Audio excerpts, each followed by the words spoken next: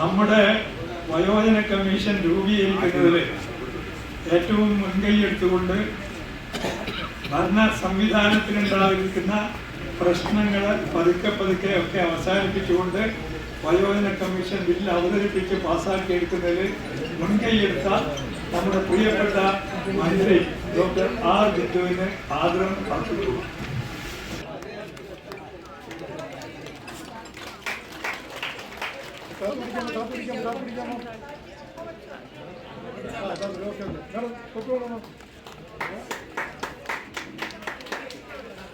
ബഹുമാന്യരായ ഗുരുജനങ്ങളെ, പ്രിയപ്പെട്ട സുഹൃത്തുക്കളെ, നമ്മുടെ ഹോസ്പിറ്റൽ മെഡിക്കൽ കോളേജിൽ ഏറെ കാലമായിട്ട് രോഗം ഭേദമായിട്ടും കുടുംബാംഗങ്ങൾ ഏറ്റെടുക്കാതിരുന്ന ഹതഭാഗ്യരായ നമ്മുടെ സഹോദരങ്ങളെ ഓർഫനേജ് കൺട്രോൾ ബോർഡിന്റെ സഹായത്തോടു കൂടി വയോരക്ഷാ പദ്ധതി ഉപയോഗിച്ചുകൊണ്ട് ഗാന്ധി ഭവനിൽ പുനരധിവസിപ്പിക്കുന്ന പ്രവർത്തനവുമായി ബന്ധപ്പെട്ട് ആ രോഗികളോടൊപ്പം ഉണ്ടാകേണ്ടതുണ്ടായിരുന്നു എന്നുള്ളത് കൊണ്ടാണ് ഇവിടെ എത്തിച്ചേരാൻ വൈകിയത്. 6 വാഹനങ്ങളിലായി 21 പേരെയാണ് ഇന്ന് പുനരധിവസിപ്പിച്ചിട്ടുള്ളത്. അവരുടെ അവസ്ഥ ആലോചിക്കുമ്പോൾ നമ്മളൊക്കെ ഏറെ ഭാഗ്യം ചെയ്തവരാണ് എന്നാണ് എനിക്ക് തോന്നുന്നത്. പലരും മാനസികമായിട്ടുള്ള പ്രശ്നങ്ങൾ നേരിടുന്നവരായിരുന്നു. അത് സുഖപ്പെട്ടതിന് ശേഷമാണ് ഇപ്പോൾ ആ ഒരു യാത്രയാകുന്നത്. മറ്റു ചിലർ സോറിയാസിസ് പോലുള്ള രോഗങ്ങൾ ബാധിച്ചതിൻ്റെ ഭാഗമായിട്ട് കുടുംബാംഗങ്ങൾ അവഗണിക്കുന്ന നിലയാണുള്ളത്. തീർച്ചയായും വളരെ വേദനാജനകമായ ആ കാഴ്ചയുടെ തുടർച്ചയായിട്ടാണ് ഇവിടെ വന്നിട്ടുള്ളത്. ഞാൻ ഇടയ്ക്കിടയ്ക്ക് പറയാറുള്ളത് പോലെ ഉപയോഗിക്കൂ, വലിച്ചെറിയൂ എന്ന് ആഹ്വാനം ചെയ്യുന്ന ഡിസ്പോസബിൾ സംസ്കാരമാണ് ഇന്ന് നമുക്കുള്ളത് എന്നതിന്റെ ഉത്തമ നിദർശനമായിട്ട് നമുക്ക് ഈ അനുഭവത്തെ കാണാൻ സാധിക്കും. അവർക്ക് എല്ലാവർക്കും തന്നെ കുടുംബാംഗങ്ങളുണ്ട്, വീടുണ്ട്. പക്ഷേ അവിടേക്ക് പോകാൻ സാധ്യമല്ല എന്നുള്ളത് കൊണ്ടാണ് ഗാന്ധി ഭവനിൽ പുനരധിവസിക്കപ്പെടുമ്പോൾ അത് മൗനത്തോടെ സമ്മതിക്കാൻ അവർ നിർബന്ധിതരാകും. നമുക്ക് ചുറ്റും ഒട്ടേറെ ജീവിതങ്ങൾ വളരെയധികം പ്രയാസങ്ങളും സങ്കടങ്ങളും അനുഭവിച്ചുകൊണ്ട് മുന്നോട്ട് പോകുന്നുണ്ട്. നമ്മുടെ രാജ്യത്ത് MWPSC ആക്ട് നിലവിലുണ്ട്. Maintenance and welfare of parents and senior citizens act. ഈ ആക്ട് മുതിർന്ന പൗരന്മാരുടെ രക്ഷയ്ക്കുതകുന്ന ഈ ആക്ട് പ്രകാരമുള്ള കാര്യങ്ങൾ കൃത്യമായി നടന്നാൽ വലിയ ആശ്വാസമാകുമായിരുന്നു. കാരണം മക്കൾക്കും പേരക്കുട്ടികൾക്കുമെല്ലാം നിയമം മൂലം തന്നെ അച്ഛനമ്മമാരെയും രക്ഷിതാക്കളെയും ഒക്കെ പരിചരിക്കുന്നതിനുള്ള ഉത്തരവാദിത്തമുണ്ട്. പക്ഷേ മാറുന്ന ജീവിത സാഹചര്യങ്ങളുടെ ഭാഗമായിട്ടും നമ്മുടെ മൂല്യവ്യവസ്ഥയിലും കുടുംബ വ്യവസ്ഥയിലും ഒക്കെ ഉണ്ടായ മാറ്റങ്ങളുടെ ഭാഗമായിട്ടും ഒക്കെ തന്നെ പ്രായം ചെന്നവരുടെ ആവശ്യങ്ങൾ അത്യന്തം അവഗണനയെ അഭിമുഖീകരിക്കേണ്ടുന്ന ഒരു കാലത്ത് കൂടിയാണ് നാം കടന്നു പോകുന്നത്. വീടുകളുടെ ഇരുണ്ട മൂലയിൽ ഉപയോഗിച്ച് പഴക്കം ചെല്ലുമ്പോൾ ഉപയോഗരഹിതമായി തീരുമ്പോൾ ഉപേക്ഷിക്കുന്ന മര ഉപകരണങ്ങളോ പാത്രങ്ങളോ ഒക്കെ ഇടുന്ന മൂലയുണ്ടല്ലോ, ആ മൂലയിൽ എന്ന പോലെ അവഗണനയുടെ മൂലയിലേക്ക് ഒതുക്കപ്പെടുന്ന വയോജനങ്ങൾ എണ്ണത്തിൽ പെരുകി വരുന്നു എന്നുള്ളതാണ് യാഥാർത്ഥ്യം. 2030 ആകുമ്പോഴേക്കും നമ്മുടെ ജനസംഖ്യയിൽ 25% വയോജനങ്ങളാകാനുള്ള സാധ്യതയുണ്ട്. ആ നിലയിൽ ശാരീരികവും മാനസികവുമായിട്ടുള്ള സ്വാസ്ഥ്യം ഉറപ്പാക്കിക്കൊണ്ട് സമാധാനം നിറഞ്ഞ ഒരു ജീവിത സായന്തനം നമ്മുടെ വയോജനങ്ങൾക്ക് ഉറപ്പു നൽകുക എന്നുള്ളത് ഒരു സാമൂഹിക ഉത്തരവാദിത്തമാണ് എന്ന കാഴ്ചപ്പാടാണ് ഇടതുപക്ഷ ജനാധിപത്യ മുന്നണി സർക്കാരിനുള്ളത്. അതുകൊണ്ടാണ് ബഹുമാനപ്പെട്ട മുഖ്യമന്ത്രി അടക്കം അധ്യക്ഷത വഹിച്ചുകൊണ്ട് ശയ്യാവലംബികളായിട്ടുള്ള വയോജനങ്ങൾക്ക് വീടിനകത്ത് തന്നെ എല്ലാവിധ പരിചരണവും ലഭിക്കണം എന്ന് ആഗ്രഹിച്ചുകൊണ്ട് ഇപ്പോൾ ഒരു പദ്ധതിക്ക് തുടക്കം കുറിക്കുന്നത്. എല്ലാ ശയ്യാവലംബികളായ വയോജനങ്ങൾക്കും ഡൊമിസിലിയറി കെയർ സംവിധാനം കേരളത്തിൽ ആവിഷ്കരിക്കണം. അത് ഈ ഒരു വർഷക്കാലത്തിനുള്ളിൽ ആരംഭിക്കണം എന്ന നിർബന്ധ ബുദ്ധിയോടുകൂടി തന്നെയാണ് ആ മേഖലയിൽ പരിചരണത്തിലൊക്കെ ശാസ്ത്രീയമായ പരിശീലനം നൽകുന്നതിന് ശ്രമങ്ങൾ ആരംഭിച്ചിട്ടുള്ളത്. ഞാനിവിടെ നേരത്തെ ബഹുമാന്യനായ ഡോക്ടർ ഇക്ബാൽ സർ സംസാരിക്കുമ്പോൾ സൂചിപ്പിച്ചു, നിപ്മറിൽ അതുമായി ബന്ധപ്പെട്ട് ഒരു ക്ലാസ് ആരംഭിച്ചിട്ടുണ്ട്. സാമൂഹ്യനീതി വകുപ്പിന്റെ ധനസഹായത്തോടെ നമ്മുടെ ആരോഗ്യ സർവകലാശാലയിൽ പ്രായം ചെന്ന മനുഷ്യരുടെ പുനരധിവാസവും ശാക്തീകരണവും അവരുടെ ശാരീരിക ആരോഗ്യമായിട്ട് ബന്ധപ്പെട്ട സുരക്ഷയും എല്ലാം ഉറപ്പുവരുത്തുന്ന തരത്തിലുള്ള ഒരു റിസോഴ്സ് സെന്റർ ആരംഭിച്ചിട്ടുണ്ട് എന്നുള്ള കാര്യം കൂടി ഞാനിവിടെ അറിയിക്കുകയാണ്. ഡോക്ടർ ഷാജി KS ആണ് അതിന് നേതൃത്വം നൽകുന്നത്. Resource centre for older people എന്നാണ് അതിന്റെ പേര്, ആ സെന്ററിന്റെ പേര്. അവിടെയും കെയർ ഗിവേഴ്സിന് പരിശീലനം നൽകുന്നതിനുള്ള റിസോഴ്സ് പേഴ്സൺസിന്റെ 2 വട്ട പരിശീലനം പൂർത്തീകരിച്ച് കഴിഞ്ഞിട്ടുണ്ട്. പക്ഷെ അതുകൊണ്ടൊക്കെ തികഞ്ഞു എന്ന് പറയാൻ പറ്റില്ല. എത്രയോ വയോജനങ്ങളാണ് ഗൃഹാന്തർ ഭാഗങ്ങളിൽ ഉള്ളത്. അവരിൽ പലരും ശയ്യാവലംബികളാണ്. അവർക്കൊക്കെ വേണ്ടുന്ന പരിരക്ഷ നൽകുന്നതിന് ആവശ്യമായ നിലയിൽ ഇന്നിപ്പോൾ മക്കൾക്കും പേരക്കുട്ടികൾക്കും ഒക്കെ ജീവിതത്തിലെ തിരക്കുകളുടെ ഭാഗമായിട്ട് വേണ്ടത്ര അറ്റൻഷൻ കൊടുക്കാൻ കഴിയാതിരിക്കുമ്പോൾ അത് പലപ്പോഴും ഹോം നേഴ്സുമാരും കെയർ ഗിവേഴ്സ് ആയിട്ടുള്ളവരൊക്കെയാണ് ഷെയർ ചെയ്യുന്നത് ആ ഉത്തരവാദിത്വം. അവരാകട്ടെ ഡിമെൻഷ്യ പോലുള്ള അവസ്ഥകളിലൂടെ കടന്നു പോകുന്ന മനുഷ്യരെ ശാസ്ത്രീയമായിട്ട് എങ്ങനെ പരിചരിക്കണം എന്ന് കൃത്യമായിട്ട് അവബോധമില്ലാത്തവരാണ്. അപ്പൊ ഓർമ്മക്കുറവ് സഹജമായിട്ടുള്ള കാര്യമാണ്. വാർദ്ധക്യം എന്ന അവസ്ഥയുമായിട്ട് ചേർന്ന് പോകുന്ന ഒന്നാണ് ഓർമ്മക്കുറവ്, മേധാക്ഷയം എന്നൊക്കെ നമ്മൾ പറയുന്ന അവസ്ഥകൾ. ആ അവസ്ഥകളെ കൈകാര്യം ചെയ്യുന്നതിനടക്കം പരിശീലനം നൽകുന്ന ശാസ്ത്രീയമായിട്ട് കാഴ്ചപ്പാടും വ്യക്തതയുമുള്ള ഒരു ഗ്രൂപ്പിനെ തീർച്ചയായും സംസ്ഥാന തലത്തിൽ നമ്മൾ വികസിപ്പിക്കുകയാണ്. അത് താഴെത്തട്ടിൽ ഗ്രാസ് റൂട്ട് ലെവലിൽ ആ പരിശീലനം കൊണ്ടുപോയി കൃത്യമായ ഒരു പാലിയേറ്റീവ് കെയർ സംവിധാനം സംസ്ഥാനത്ത് ഉറപ്പാക്കുക എന്നുള്ളതിനാണ് ഒരു വലിയ ദൗത്യം എന്ന നിലയിൽ തന്നെ നാം തുടക്കം കുറിക്കുന്നത്. ഞാൻ ആമുഖം എന്ന നിലയിലാണ് ഇത്രയും കാര്യങ്ങൾ സൂചിപ്പിച്ചത്. വയോജന കമ്മീഷനെ സംബന്ധിച്ചിടത്തോളം ഇപ്പൊ തന്നെ ഞാൻ നേരത്തെ പറഞ്ഞ MWPSC ആക്ടിന്റെ കൃത്യമായ നടത്തിപ്പ് ഉറപ്പുവരുത്താൻ 27 റവന്യൂ ഡിവിഷനുകളിലും RDOമാർ അധ്യക്ഷരായിട്ടുള്ള മെയിൻ്റനൻസ് ട്രിബ്യൂണലുകൾ പ്രവർത്തിച്ചു വരുന്നുണ്ട്. പക്ഷേ വീടിനകത്ത് ശാരീരികവും മാനസികവുമായ പീഡനങ്ങളൊക്കെ ഏറ്റുവാങ്ങിക്കൊണ്ടിരിക്കുന്ന വയോജനങ്ങളിൽ എത്ര പേർക്ക് ആ സംവിധാനങ്ങളിലേക്ക് എത്തിപ്പെടാൻ സാധിക്കും എന്നുള്ള വലിയൊരു ചോദ്യമുണ്ട്. ഈ അപേക്ഷകളൊക്കെ എഴുതാൻ പോലും കഴിയാത്ത അവസ്ഥയിലാണ് ഭൂരിഭാഗം വയോജനങ്ങൾ. ഈ പ്രത്യേകമായിട്ട് അധികാരങ്ങളുള്ള സംവിധാനങ്ങളെ സമീപിക്കുന്നതിനുള്ള സാധ്യതകളൊക്കെ അവരെ സംബന്ധിച്ചിടത്തോളം വളരെ പരിമിതമാണ്. ആ നിലയിൽ അവരെ അങ്ങോട്ട് സമീപിക്കാവുന്ന വിധത്തിലുള്ള വളരെ ഹ്യൂമാനിറ്റേറിയനായ മാനവികമായ സമീപനമായിരിക്കണം വയോജന കമ്മീഷന്റെ മുഖമുദ്ര എന്ന കാര്യത്തിൽ നമുക്കൊരു സംശയവുമില്ല. അപ്പോൾ MWPSC ആക്ട് നടപ്പാക്കുന്നതിൽ മെയിൻ്റനൻസ് ട്രിബ്യൂണലുകളെ സഹായിക്കുക, ബന്ധപ്പെട്ട പ്രയാസം അനുഭവിക്കുന്ന വയോജനങ്ങളെ വിവിധ സംവിധാനങ്ങളുടെ മുന്നിലെത്തിക്കുക, അവർക്ക് വേണ്ടുന്ന എല്ലാ സാങ്കേതിക പിന്തുണകളും ഉറപ്പാക്കുക എന്നീ ചുമതലകളോടൊപ്പം തന്നെ സമൂഹത്തിൽ നല്ല നിലയിൽ സംഭാവന ചെയ്യാൻ കഴിയുന്ന വയോജനങ്ങളുടെ പ്രവർത്തന സന്നദ്ധതയും കർമ്മോത്സുകതയും അനുഭവ പരിചയവും എല്ലാം സമൂഹത്തിനു വേണ്ടി ഉപയോഗപ്പെടുത്താനും വയോജന കമ്മീഷനിലൂടെ നമുക്ക് സാധിക്കേണ്ടതുണ്ട്. അവിടെ ആയിരിക്കണം ഊന്നൽ നൽകേണ്ടത് എന്നാണ് എനിക്ക് തോന്നുന്നത്. നമ്മുടെ കേരളത്തിൽ ധാരാളം വയോജനങ്ങൾ ജീവിതത്തിൽ ഒരുപാട് അനുഭവങ്ങളും പരിചയവും ആർജിച്ചിട്ടുള്ള വ്യക്തികളായിട്ടുണ്ട്. തങ്ങൾ പ്രവർത്തിച്ച മേഖലയിൽ അവർക്ക് വൈദഗ്ധ്യമുണ്ടായിരുന്നു. ഇതൊക്കെ വരും തലമുറയിലേക്ക് കൈമാറ്റം ചെയ്യാൻ കൂടി അവസരം ഒരുക്കേണ്ടതുണ്ട് എന്ന് നാം കാണുന്നുണ്ട്. അതുകൊണ്ട് തന്നെ ഇപ്പൊ സാമൂഹ്യ നീതി വകുപ്പ് വയോജനങ്ങൾക്ക് വേണ്ടി ആരംഭിക്കുന്ന വെബ് പോർട്ടൽ ഇപ്പൊ തന്നെ നമ്മളതിന് നടപടി സ്വീകരിച്ചു കഴിഞ്ഞു. വെബ് പോർട്ടൽ ആരംഭിച്ചിട്ടുണ്ട്. ആ വെബ് പോർട്ടലിന്റെ ഭാഗമായിട്ട് ഒരു സ്കിൽ ബാങ്ക് രൂപീകരിക്കണം എന്ന് തീരുമാനിച്ചിട്ടുണ്ട്. അതിവിടെ ഞാൻ പ്രസ്താവിക്കാൻ കാരണം നിങ്ങളൊക്കെ തന്നെ നല്ല കർമ്മശേഷിയുള്ള സമൂഹത്തിന് വേണ്ടി പ്രവർത്തിക്കണമെന്ന് ആഗ്രഹമുള്ളവരാണ്. അതുകൊണ്ടാണ് നിങ്ങൾ ഇന്ന് ഈ ഹോളിനകത്തിരിക്കുന്നത്. അപ്പോൾ തീർച്ചയായും ആ സ്കിൽ ബാങ്ക് ഉടനടി നമ്മൾ ആരംഭിക്കുമ്പോൾ എല്ലാവരും അതിൽ രജിസ്റ്റർ ചെയ്ത് തങ്ങൾക്ക് പ്രവർത്തിക്കേണ്ടുന്ന മേഖലയും എവിടെയാണ് പ്രവർത്തിക്കേണ്ടത് എന്ന പ്രദേശവും ഒക്കെ എഴുതി സമർപ്പിക്കാൻ കഴിയുന്ന രീതിയിലാവും അത് തയ്യാറാകുക.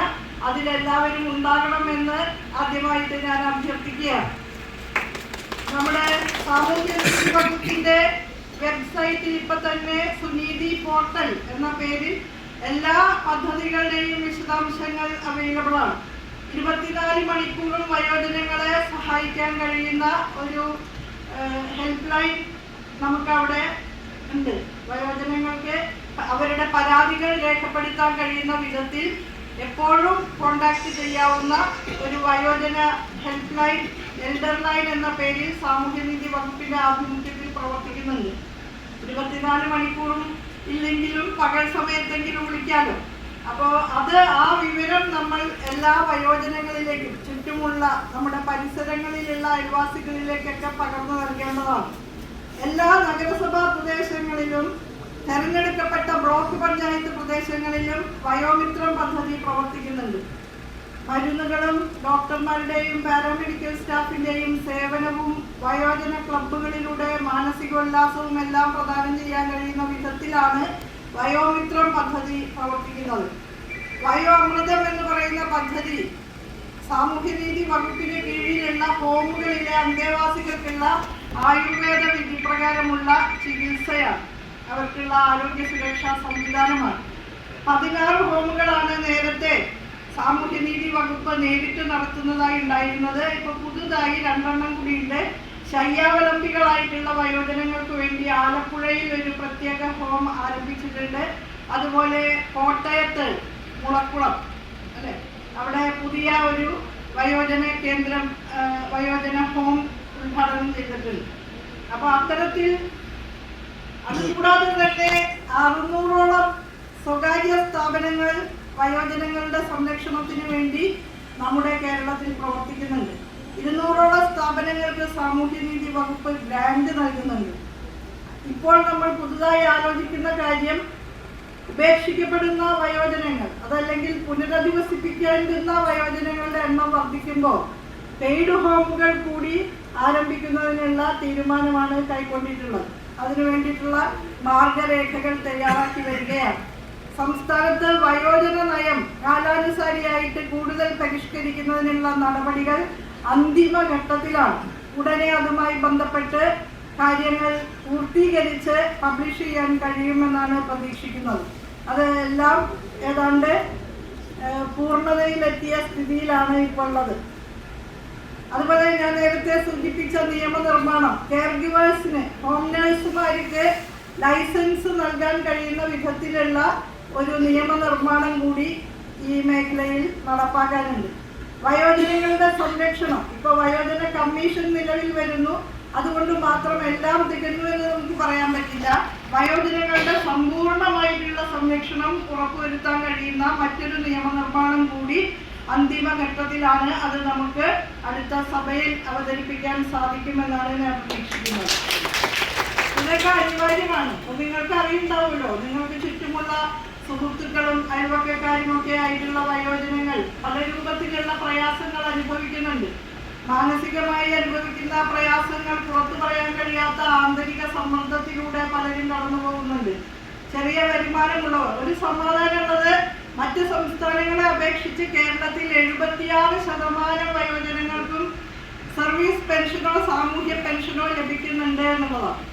അത് നമ്മളെ വ്യത്യസ്തരാക്കുന്നുണ്ട്. മാത്രമല്ല, നമ്മുടെ ആരോഗ്യപരമായ അവബോധം, പൊതുജനാരോഗ്യ സംവിധാനങ്ങളുടെ ഗുണമേന്മ, വിദ്യാഭ്യാസപരമായിട്ടുള്ള മുന്നേറ്റങ്ങൾ, ഇതെല്ലാം താരതമ്യേന ഭദ്രമായിട്ടുള്ള ഒരു വാർദ്ധക്യകാലം കേരളത്തിൽ ഉറപ്പാക്കുന്നുണ്ട്. പക്ഷേ എങ്കിൽ പോലും അതിവേഗം നഗരവൽക്കരിക്കപ്പെടുന്ന ഒരു സ്ഥിതിവിശേഷം ഇതര സംസ്ഥാനങ്ങളെ അപേക്ഷിച്ച് കേരളത്തിൽ കൂടുതലാണ്. മുതലാളിത്ത മൂല്യങ്ങളുടെ കടന്നുവരവ് വലിയ രീതിയിൽ കേരളത്തിൽ നമുക്ക് കാണാൻ സാധിക്കുന്നുണ്ട്. അതുകൊണ്ട് തന്നെ ഞാൻ നേരത്തെ പറഞ്ഞ ഡിസ്പോസിബിൾ സംസ്കാരം, ഉപയോഗിക്കൂ വലിച്ചെറിയൂ എന്ന് ആഹ്വാനം ചെയ്യുന്ന ഡിസ്പോസിബിൾ കൾച്ചർ മാർക്കറ്റ് ഓറിയന്റഡ് ആയിട്ടുള്ള വിപണി കേന്ദ്രിതമായിട്ടുള്ള കൾച്ചർ ഇവിടെ വളരെ പെട്ടെന്ന് വളർന്നു പിടിക്കുന്നു. ഇതിന്റെ ഭാഗമായിട്ട് അധ്വാനശേഷി കുറയുന്ന സന്ദർഭത്തിൽ നിരുപാധികം മനുഷ്യരും ഉപേക്ഷിക്കപ്പെടുകയാണ്. ചായ കുടിച്ച് ഗ്ലാസ് വലിച്ചെറിയുന്ന ലാഘവത്തോടെ, അതല്ലെങ്കിൽ ഓറഞ്ചിന്റെ ചണ്ടിയൊക്കെ അതിന്റെ നീരൊക്കെ വലിച്ചു കുടിച്ച് ചണ്ടി വലിച്ചെറിയുന്ന ലാഘവത്തോടു കൂടി മനുഷ്യർ ഉപേക്ഷിക്കപ്പെടുകയാണ്. അപ്പൊ ആ ഒരു കഷ്ടമായ അവസ്ഥയെ തരണം ചെയ്യാനുള്ള കൂട്ടായ സമ്മർദ്ദശേഷി തന്നെ നമ്മൾ ചെലുത്തേണ്ടതുണ്ട്. അതിന് തലമുറകൾക്കിടയിലുള്ള ബന്ധം ശക്തിപ്പെടുത്തുന്നതിനുതകുന്ന ചില പ്രവർത്തനങ്ങളും നമ്മൾ നടത്തുന്നുണ്ട്. NSSന്റെ ആഭിമുഖ്യത്തിൽ അത്തരം വേദികൾ സൃഷ്ടിക്കുന്നുണ്ട്. ഇന്റർ ജനറേഷണൽ ടൈസ് ശക്തിപ്പെടുത്തുക എന്നുള്ളത് പ്രധാനപ്പെട്ട ഒരു ചുമതലയാണ്. അതും നിലവിൽ വരാൻ പോകുന്ന വയോജന കമ്മീഷന്റെ സുപ്രധാനമായ ഒരു ചുമതലകളിൽ ഒന്നായി നമുക്ക് പരിഗണിക്കേണ്ട കാര്യമാണ്. അപ്പോൾ കൂട്ടുകുടുംബ വ്യവസ്ഥയിൽ നിന്ന് അണുകുടുംബ വ്യവസ്ഥയിലേക്ക് തിരിയുമ്പോൾ കുടുംബത്തിനകത്ത് മുതിർന്നവരുടെ ആവശ്യങ്ങൾ പരിഗണിക്കാൻ സാവകാശമില്ലെങ്കിൽ സാമൂഹ്യമായ കമ്മ്യൂണിറ്റി ബേസ്ഡ് ആയിട്ടുള്ള കുറച്ച് സംവിധാനങ്ങൾ ഇതുമായി ബന്ധപ്പെട്ട് നാം ഉറപ്പാക്കേണ്ടതുണ്ട്. അതിനുള്ള ഏകോപിതമായ പരിശ്രമത്തിലാണ് ഇപ്പോൾ ഗവൺമെന്റ്. വിവിധ വകുപ്പുകളുടെ ഏകോപനം അക്കാര്യത്തിൽ ആവശ്യമുണ്ട്. ബഹുമാനപ്പെട്ട ഇക്ബാൽ ഡോക്ടർ ഇവിടെ ചൂണ്ടിക്കാണിച്ചു. ആരോഗ്യ വകുപ്പ് പല കാര്യങ്ങളും ചെയ്യേണ്ടതുണ്ട്, സാമൂഹ്യനീതി വകുപ്പ് പല കാര്യങ്ങളും ചെയ്യേണ്ടതുണ്ട്. സാമൂഹ്യനീതി വകുപ്പ് ഒട്ടനവധി പദ്ധതികൾ നടപ്പാക്കുന്നുണ്ട്. ഇപ്പൊ ഞാനെല്ലാം വിശദീകരിക്കണമെന്നില്ല. പ്രമേഹ രോഗികൾക്കുള്ള ഇൻസുലിൻ വിതരണം ചെയ്യുന്ന വയോമധുരം പദ്ധതി, പല്ല് മാറ്റിവെക്കുന്ന മന്ദഹാസം പദ്ധതി ഒക്കെ പലതുണ്ട്. പക്ഷെ അതൊന്നും തികയുന്നില്ല, അല്ലെങ്കിൽ അതൊന്നും എല്ലാവരിലേക്കും എത്തുന്നില്ല എന്നുള്ളതാണ് യാഥാർത്ഥ്യം. അപ്പൊ ഓരോ വയോജനങ്ങളെയും അഭിസംബോധന ചെയ്യാവുന്ന നിലയിൽ ഭാവിയിൽ നമുക്ക് നെറ്റ്വർക്ക് ഉണ്ടാകണം. നമ്മുടെ ചുറ്റുമുള്ള ഓരോ വൃദ്ധജനത്തെയും തിരിച്ചറിഞ്ഞുകൊണ്ട് അവർക്ക് ആവശ്യമായിട്ടുള്ള സഹായങ്ങൾ എത്തിക്കാനുള്ള സംവിധാനം ഉണ്ടാകണം. സമയം വയോജനങ്ങൾക്ക് വേണ്ടി നീക്കിവെക്കാൻ കഴിയുന്ന വിധത്തിലുള്ള ഒരു ടൈം പൂളിംഗ് സംവിധാനം വിദേശ രാജ്യങ്ങളിലൊക്കെ ഉണ്ട് എന്ന് പറയപ്പെടുന്നു. അത്തരം സാധ്യതകളൊക്കെ നമുക്ക് പരിശോധിക്കാവുന്നതാണ്. ഞാൻ കൂടുതൽ വിശദമായിട്ട് സംസാരിക്കുന്നില്ല. നമ്മുടെ വയോജന കമ്മീഷൻ തീർച്ചയായും ഇന്നിപ്പോ സാമൂഹ്യനീതി വകുപ്പിന്റെ ചുമതലയുള്ള മന്ത്രി എന്നുള്ള നിലയിൽ എനിക്ക് നിങ്ങളോട് പറയാനുള്ളത്, നിരന്തരം വയോജനങ്ങൾ ആക്രമിക്കപ്പെടുന്നതായിട്ടുള്ള വാർത്തകൾ റിപ്പോർട്ട് ചെയ്യപ്പെടുന്നുണ്ട്. പല രീതിയിലുള്ള പരാതികൾ ഞങ്ങൾക്ക് ലഭ്യമാകാറുണ്ട്. ആ സന്ദർഭത്തിലൊക്കെ ഇത്തരം ഒരു കമ്മീഷൻ ഉണ്ടെങ്കിൽ അവർക്ക് ഉടനടി ആ സ്ഥലത്ത് ചെന്ന് ആ വയോജനങ്ങളെ ആശ്വസിപ്പിക്കാനും നിയമപരമായ പരിരക്ഷ ഉറപ്പാക്കാനും ഒക്കെയുള്ള ഇടപെടൽ ശേഷി ഉപയോഗിക്കാനാകുമെന്നുള്ളതാണ്. അതോടൊപ്പം തന്നെ വയോജനങ്ങളുടെ കഴിവുകൾ സമൂഹത്തിന് വേണ്ടി പ്രയോജനപ്പെടുത്താൻ ആ കമ്മീഷന് മുൻകൈ എടുക്കാൻ സാധിക്കും. വയോജനങ്ങൾക്ക് വേണ്ടുന്ന പദ്ധതികളെ കുറിച്ച് പഠിച്ച് അത് ഗവൺമെന്റിന് ഉപദേശം നൽകാൻ, അക്കാര്യത്തിൽ ഉപദേശം നൽകാൻ വയോജന കമ്മീഷന് സാധിക്കും. പുതിയ പുതിയ പദ്ധതികളുടെ നിർദ്ദേശങ്ങൾ വയോജനങ്ങൾക്ക് വേണ്ടി ഗവൺമെന്റിന് മുമ്പാകെ സമർപ്പിക്കാൻ വയോജന കമ്മീഷന് സാധിക്കും. വയോജനങ്ങളുടെ സ്റ്റാറ്റസ് റിപ്പോർട്ടുകൾ സമയബന്ധിതമായിട്ട് തയ്യാറാക്കാൻ വയോജന കമ്മീഷന് സാധിക്കും. ഇപ്പൊ ഒരു വയോജന സർവേ എടുക്കാൻ നമ്മൾ ശ്രമിച്ചിട്ടുണ്ട്, പക്ഷെ അത് മുന്നോട്ട് പോയിട്ടില്ല. അപ്പൊ വയോജനങ്ങളുടെ കൃത്യമായ സ്റ്റാറ്റസ് റിപ്പോർട്ടുകൾ, പരിസ്ഥിതി റിപ്പോർട്ടുകൾ തയ്യാറാക്കേണ്ട സന്ദർഭത്തിൽ അത് ചെയ്യാൻ വയോജന കമ്മീഷന് സാധിക്കും. ആ മേഖലയിൽ ഊന്നി നിന്നുകൊണ്ട് കൂടുതൽ ക്ഷേമ പരിപാടികളും സുരക്ഷാ സംവിധാനങ്ങളും വയോജനങ്ങൾക്ക് വേണ്ടി ഉണ്ടാക്കിയെടുക്കാൻ തീർച്ചയായും വയോജന കമ്മീഷൻ നിലവിൽ വരുമ്പോൾ നമുക്ക് കൂടുതൽ സാധ്യതകൾ ഉണ്ടാകും. അതുപോലെ നിങ്ങൾ ഓരോരുത്തരും വയോജനങ്ങൾക്ക് വേണ്ടി പ്രവർത്തിക്കുന്ന ആ നെറ്റ്വർക്കിന്റെ നോഡൽ പോയിന്റ്സ് ആയിട്ട് പ്രവർത്തിക്കണമെന്ന് തന്നെയാണ് വീണ്ടും എനിക്ക് അഭ്യർത്ഥിക്കാനുള്ളത്. പ്രവർത്തന ശേഷിയുള്ളവരാണല്ലോ ഇവിടെ വന്നിട്ടുള്ളത്. തീർച്ചയായും ചുറ്റുമുള്ള അതിദയനീയമായ സാഹചര്യങ്ങളിലൂടെ കടന്നു പോകുന്നവർക്കുള്ള എല്ലാവിധ പിന്തുണയും കൂട്ടായി ഉറപ്പാക്കാൻ നമുക്ക് സാധിക്കണം. ഞാൻ പറഞ്ഞല്ലോ, ഇവിടെ വന്നത് 21 പേരെ പുനരധിവസിപ്പിക്കുന്ന പ്രവർത്തനത്തിന് ശേഷമാണ്. തനിച്ചല്ല നിങ്ങൾ, ഒപ്പമുണ്ട് ഞങ്ങൾ എന്നുള്ളത് തന്നെയാണ് സാമൂഹ്യനീതി വകുപ്പിന്റെ മുദ്രാവാക്യം. ആരും ഈ ലോകത്ത് തനിച്ചാവാൻ പാടില്ല. നമ്മളുണ്ട് എന്ന് പറയാൻ ആരെങ്കിലും ഉണ്ടാകണം. അതിന് ഈ വയോജന കമ്മീഷൻ വലിയ രീതിയിൽ പ്രയോജനപ്പെടും എന്നാണ് ഞാൻ പ്രതീക്ഷിക്കുന്നത്. നിങ്ങളേവരെയും ഒരിക്കൽ കൂടി ഹൃദയത്തിൻ്റെ ഭാഷയിൽ അഭിവാദ്യം ചെയ്തുകൊണ്ട് നമുക്ക് കൈകോർത്ത് പിടിച്ച് മുന്നോട്ട് പോകാം എന്ന് സൂചിപ്പിച്ചുകൊണ്ട് എൻ്റെ വാക്കുകൾ ചുരുക്കുകയാണ്. നിങ്ങൾ നൽകിയ സ്നേഹ സ്വീകരണത്തിന് ഒരിക്കൽ കൂടി ഊഷ്മളമായ നന്ദി രേഖപ്പെടുത്തുന്നു.